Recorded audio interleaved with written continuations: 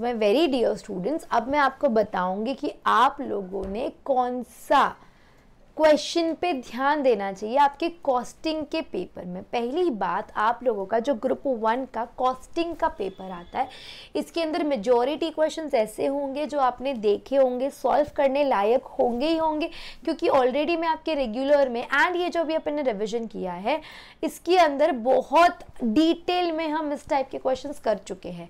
अभी रिवीजन करते हुए भी मैंने आपको पास्ट पेपर MQPs बताए थे और वो देख के हमको समझ में आ रहा था कि हमको ऐसे क्वेश्चन बन रहे हैं।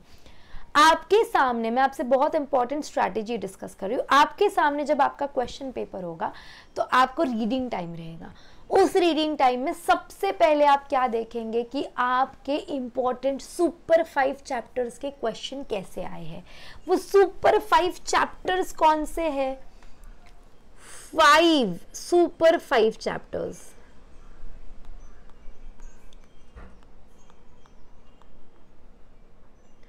कॉस्टिंग के सुपर 5 चैप्टर्स मैं आपको बताती हूँ जो आप लोगों ने बहुत अच्छे तरीके से पढ़ के भी जाने हैं और एग्जाम में भी पहले इन पे फोकस करना है। सबसे पहला आपका सुपर 5 में आता है बेटा कॉस्ट शीट।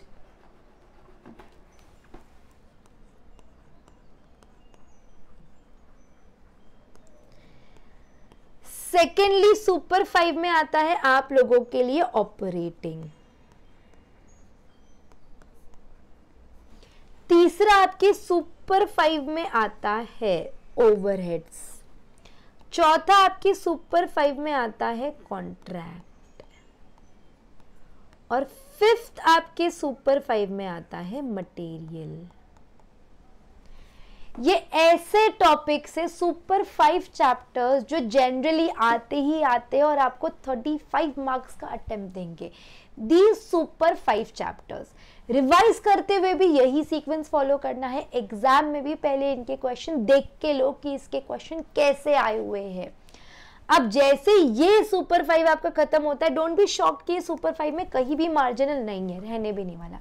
जैसे ये सुपर 5 आपके पढ़ के हो जाते हैं, हो सकता है एंड इसके सब्स्टिट्यूट में आप पढ़ोगे लेबर, फिर उसके बाद आप पढ़ेंगे रिकंसिलिएशन और उसके सब्स्टिट्यूट में आएगा इंटीग्रेटेड। और हाँ आ रही हूँ वो सुपर 5 में इसलिए नहीं क्योंकि कभी कभी रिकंसिलिएशन कभी कभी इंटीग्रेटेड आ रहा है, इसीलिए। फिर उसके बाद आप लोगों के लिए नेक्स्ट टॉपिक जो इम्पोर्टेंट हो जाता है बेटा वो आ जाएगा बजट एंड लास्ट में आएगा मार्जिनल। ये टॉपिक्स आपके लिए अटमोस्ट इम्पॉर्टेंट हो जाते हैं। आपके सामने जब क्वेश्चन पेपर आएगा तो आप पहले इनके क्वेश्चन चेक करेंगे, स्पेशली मेरे सुपर 5 के पहले चेक करेंगे। अब क्या कर, इंटीग्रेटेड अब तक नहीं हुआ है बेटा, ये ऑप्शनल टॉपिक है। रिकंसिलिएशन नहीं आया तो इंटीग्रेटेड आता है। इंटीग्रेटेड के अगर 5 क्वेश्चंस एक बार देख लोगे, आप रेफर करके देख लो, अगर आपको समझ में आ रहा है तो वेल एंड गुड। क्वेश्चंस थोड़ी देर बाद लेती हूँ ना। ये आपके कुछ टॉपिक्स है जो आप लोगों ने देखने हैं। फिर सवाल आता है मैम कि हम कौन से क्वेश्चन अटेम्प्ट करें। अगर जैसे दिसंबर 24 और जून 24 का हमने पेपर देखा तो यही सीक्वेंस फॉलो हुआ है आपके एग्जाम में। ज़रूरी नहीं है अब जून 25 में भी यही आएगा, लेकिन इस बेसिस पे मैं आपको एक बता रही हूँ कि अगर आपका ऐसा ही आता है या सिमिलर आता है तो कौन से क्वेश्चन आपने एग्जाम में ऑप्ट करने चाहिए। You should opt question number 2 तो आपने करना ही चाहिए, क्योंकि एक क्वेश्चन आएगा कॉस्ट शीट का, एक क्वेश्चन आएगा मटेरियल या लेबर का। कंप्लीटली आसान रहता है। मैंने आपको पास पेपर MQPs इंपॉर्टेंट सब करा दिया है, कुछ डिफिकल्ट इसके अंदर नहीं रहता है। सेकंड, आपने इमीडिएटली नेक्स्ट ऑप्ट करना चाहिए क्वेश्चन नंबर 3 जो होता है ओवरहेड से। ओवरहेड के साथ या तो रिकंसिलिएशन आएगा या इंटीग्रेटेड आएगा। अगर आप ऑब्जर्व कर रहे हो तो question number 2 and question number 3 दोनों मिला के आपको 1 घंटा भी पूरा नहीं लगेगा सॉल्व करने के लिए। You will take very less of time, बहुत कम टाइम लगेगा। कॉस्ट शीट का क्वेश्चन 10 मिनट मान लो आप, 10 मिनट के ऊपर नहीं लगता है। मटेरियल लेबर भी मैक्सिमम 10 मिनट आपको लगेगा।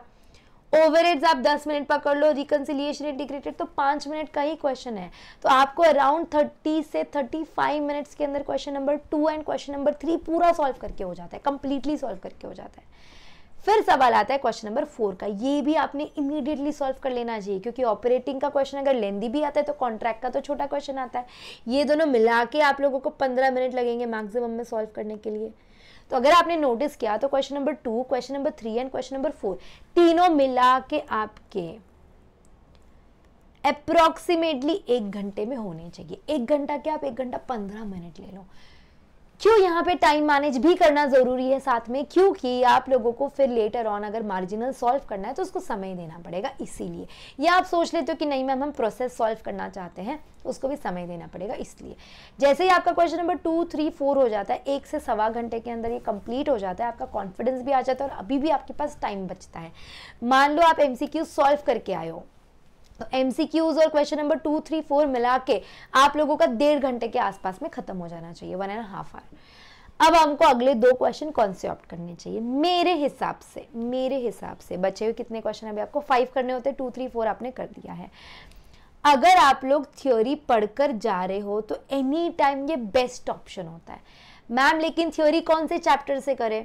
थ्योरी आप कर सकते हो, मटेरियल से करके जाना है, लेबर से करके जाना है, आप लोगों को कॉस्ट अकाउंटिंग स्टैंडर्ड से करके जाना है, क्योंकि कॉस्ट अकाउंटिंग स्टैंडर्ड इधर भी पूछते 2 क्वेश्चन आते हैं वहाँ से।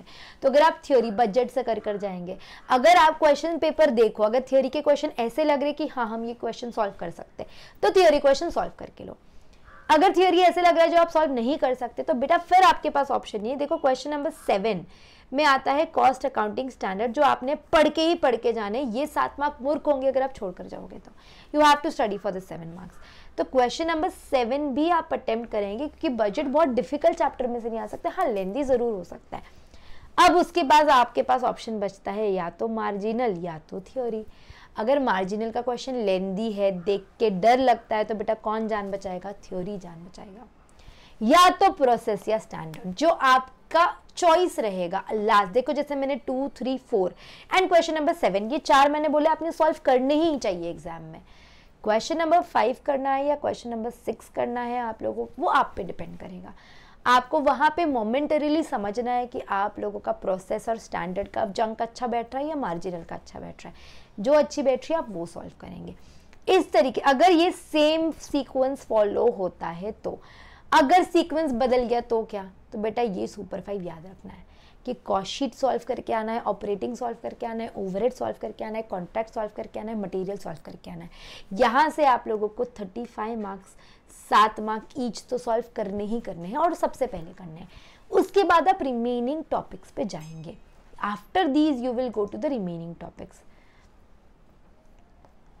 अगर आप थ्योरी देखते हो जो रिसेंट में आया था दिसंबर 24 में, तो देखो objective of cost accounting chapter number 1 से पूछा है, जस्ट इन टाइम बहुत आराम से इस पे आप लिख पाओगे, एंड कॉस्ट अकाउंटिंग स्टैंडर्ड 3। इधर पूछा है कॉस्ट अकाउंटिंग स्टैंडर्ड 5। तो कॉस्ट अकाउंटिंग से आप लोगों को, स्टैंडर्ड से आप लोगों को 2 क्वेश्चन आ ही रहे हैं जो आप लोगों के लिए इंपॉर्टेंट भी हो जाते हैं, राइट। नेक्स्ट क्वेश्चन जो आप लोगों के मन में होगा कि पहले MCQ करे या पहले ये करे, तो बेटा आप लोग जब MCQ देखोगे ना, MCQ देख के जो जो आसान लग रहे है उसको तो पहले टिक करो, और बहुत 50% MCQ आसान ही होंगे। MCQ को पहले टिक करके लो। Which of the following classification is meant for distinction between direct and indirect cost? Direct indirect में क्या है? थ्योरी आना चाहिए। Which one of the following is the best alternative course of action that was not chosen? Opportunity जो आपने choose नहीं किया वो आपको यहाँ पे करना है। बाई प्रोडक्ट आपको बताने हैं कौन से हैं। अब ठीक है ये सॉल्व करने वाला क्वेश्चन है, लेकिन इकोनॉमिक ऑर्डर क्वांटिटी EBQ वाला क्वेश्चन है, सॉल्व कर सकते हो। अगेन यहाँ पे आपको थ्योरी वाला क्वेश्चन पूछा है। रॉयल्टी अभी मैंने आपको सिखाया डायरेक्ट एक्सपेंस कैसे कैलकुलेट करते हैं। फिर कॉस्ट अकाउंटिंग स्टैंडर्ड का थ्योरी क्वेश्चन आपको पूछा हुआ है। अब यहाँ पे कुछ प्रैक्टिकल क्वेश्चन है, जैसे आपको बताना है फाइनेंशियल रिकॉर्ड्स रिकंसिलिएशन, आपको यहाँ पे बताना है मार्जिनल का, आपको यहाँ पे बताना है स्टैंडर्ड कॉस्टिंग का, आपको यहाँ पे बताना है लेबर का, बाकी आपके सारे थ्योरी क्वेश्चन हैं। तो इनको भी अगर आप 5 मिनट भी नहीं लगते, 2-3 मिनट भी देते हो, तब भी आपकी MCQ मतलब वक्त लगा के भी 30 मिनट्स के ऊपर नहीं लगेंगे बेटा। तो जब आप क्वेश्चन पेपर के अंदर सबसे पहले MCQ सॉल्व कर लेते हो तो आपको यहाँ पे मान लो 30 मिनट्स लग गए। क्वेश्चन नंबर 2, 3 और 4 सॉल्व करते हो तो आपको और 1 घंटा लग गया है। तो आपके पहले 1.5 से पौने 2 घंटे में question number 1, question number 2, question number 3, question number 4 solve हो जाता है। मतलब अप्रॉक्सीमेटली 72 मार्क्स। 2 घंटा रख लो ना, 2 घंटे में अगर फेल के भी अगर आप करते, 1.5 का ऊपर नहीं लगना है, बट फिर भी आप लोगों को 1.5 घंटे में अगर इतना 1.5 पौने 2 घंटे में अगर आप लोगों का 72 मार्क्स हो जाता है, तो फिर आपकी लड़ाई बस 2 क्वेश्चन की बचती है। फिर 2 ना आराम से मार्जिनल को 15 मिनट का समय दो, धीरे धीरे सॉल्व करो, 14 मार्क वहाँ मिल जाएंगे। बजट को उतना टाइम लगेगा नहीं, अगर थ्योरी कर रहे हो तो फिर भी आपके पास टाइम बचेगा कम से कम एंड में, और 15 मिनट आपके पास बचेंगे वापस से सब ठीक से रिवाइज करने के लिए। इस तरीके से आप टाइम मैनेज करेंगे पेपर के लिए। तो फिलहाल मैंने आपको बहुत सारी चीज़ें अभी के अभी में समझा दिए। सबसे पहले मैंने आपको बता दिए अभी इसमें वीडियो में इम्पोर्टेंट चैप्टर्स कौन से हैं। दूसरा मैंने आपको बताया कि आप पेपर में कौन से क्वेश्चंस को सिलेक्ट करेंगे। तीसरा मैंने आपको बता दिया इस पेपर के अंदर आप टाइम कैसे मैनेज करेंगे। चौथा मैंने आपको बता दिया आपने एमसीक्यूज कब करने चाहिए। फिफ्थ मैंने आपको बता दिया थ्योरी का इम्पोर्टेंस क्या है। इतनी चीज़ें मैं आप लोगों को यहाँ पे अभी पिछले 8 मिनट में समझाई हुई हूँ। अब अगर आप इसको ठीक से इम्प्लीमेंट कर देते तो आपको बहुत बेनिफिट मिलेगा आप लोगों के एग्जामिनेशन में।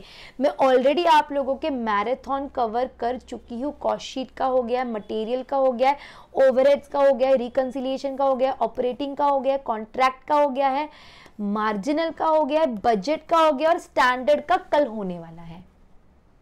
समझ में आ रहा है? तो मैंने आपके क्वेश्चन नंबर 2, 3, 4 मेजरली कवर कर दिए, क्वेश्चन नंबर 6 कवर कर दिया है, 7 का बजट वाला पार्ट हो गया। कॉस्ट अकाउंटिंग स्टैंडर्ड के इंपॉर्टेंट क्वेश्चनर में अपलोड जरूर कर दूंगी आप लोगों के लिए, जहां पे आपको बाकी के नोट्स मिल रहे हैं। डिस्क्रिप्शन में भी लिंक अवेलेबल है 1 रुपये के कोर्स की, उस डिस्क्रिप्शन में जाएंगे 1 रुपये के कोर्स में अवेल करेंगे, आपको कॉस्ट अकाउंटिंग स्टैंडर्ड के इंपॉर्टेंट क्वेश्चनर मिल जाएगा। उतने कम से कम आप कर जाएंगे। इस बार पेपर का लेवल कैसा होगा? पेपर का लेवल देखो, यहाँ बैठ के नहीं जज कर सकते कि पेपर का लेवल कैसा होगा, लेकिन कैसा भी पेपर रहने तो एक और चीज़ मैं आपको इस वीडियो में बता देती हूँ। लेट अस से कि क्वेश्चन डिफिकल्ट आ जाता है, कि अगर हमारा क्वेश्चन पेपर बहुत डिफिकल्ट आ जाता है तो आपकी जान कौन बचाएगा? वो 5 सुपर चैप्टर्स। डिफिकल्ट आ के भी cost sheet, operating, material, overheads and contract आप लोग सॉल्व कर पाएंगे। अगर पेपर डिफिकल्ट भी आता है तो पहले इनको सॉल्व करो। फिर क्वेश्चन आएगा कि मैम ऐसे कर सकते हैं क्या हम कि क्वेश्चन नंबर 2 का ए सॉल्व किया, 3 का बी सॉल्व किया। बेटा जब आप क्वेश्चन नंबर 2 का ए सॉल्व कर देते हो ना, इसका मतलब आपने एक क्वेश्चन को ऑप्ट कर लिया है। 3 का बी कर लेते हो ना तो आपने एक क्वेश्चन को ऑप्ट कर लिया है। 4 का ए कर लेते हो ना तो आपने इसको ऑप्ट कर लिया है। फिर आप 5 का बी कर लोगे तो आपने इसको ऑप्ट कर लिया है। उसके बाद मान लो आपने बजट कर लिया है तो आपने इसको ऑप्ट कर लिया। इसका मतलब जो आपने ये क्वेश्चन रिमेनिंग सॉल्व नहीं किए उसके मार्क्स कट जाएंगे। आप जितना सॉल्व करोगे उतने ही मार्क्स मिलेंगे ना। अगर आप 7-7 मार्क का क्वेश्चन सॉल्व करो तो आपको उतने ही मार्क्स मिलेंगे। ऐसा करे क्या, 2A करो, यहाँ से 7 मार्क का अटेम्प्ट होगा, 3B करो, यहाँ से 7 मार्क मिलेंगे, ऐसा नहीं होता है। यहाँ से 7 मार्क मिलेंगे, लेकिन अगर ये अटेम्प्ट नहीं किया तो ये काउंट होगा कि आपने क्वेश्चन अटेम्प्ट नहीं किया है। 3 अगर आपने अटेम्प्ट नहीं किया लेकिन 3B अटेम्प्ट किया तो 14 में से कितने मिलेंगे बेटा? आपको 7 का अटेम्प्ट मिलेगा। समझ में आ रहा है? तो आपके पास क्वेश्चन नंबर में चॉइस मिलेगा, उसके अंदर जा के चॉइस नहीं है कि क्वेश्चन नंबर 2 में से एक उठा लो, 3 में से एक, 5 में से एक। ऐसा तो फिर पेपर में बचेगा ही क्या? आदर्श ऐसा कुछ नहीं होता है बेटा, किसी के बोलने से कुछ नहीं होता है। आप अपनी पढ़ाई जारी रखो। मुझे लगता है कि कॉस्टिंग रिलेटेड सारी इंफॉर्मेशन जो मुझे आपको देना था, जो आपके पेपर में काम आएंगे, वो मैं आपको बता चुकी हूँ। काफ़ी टॉपिक के रिवीजन हो चुके हैं, डिस्क्रिप्शन में वो लिंक्स अवेलेबल है। अब आप लोगों का स्टैंडर्ड कॉस्टिंग कल होगा। प्लीज़ अच्छे से कॉस्टिंग की पढ़ाई करो। आई एम वेरी श्योर आप लोगों का पेपर बहुत अच्छा जाएगा। All the very best.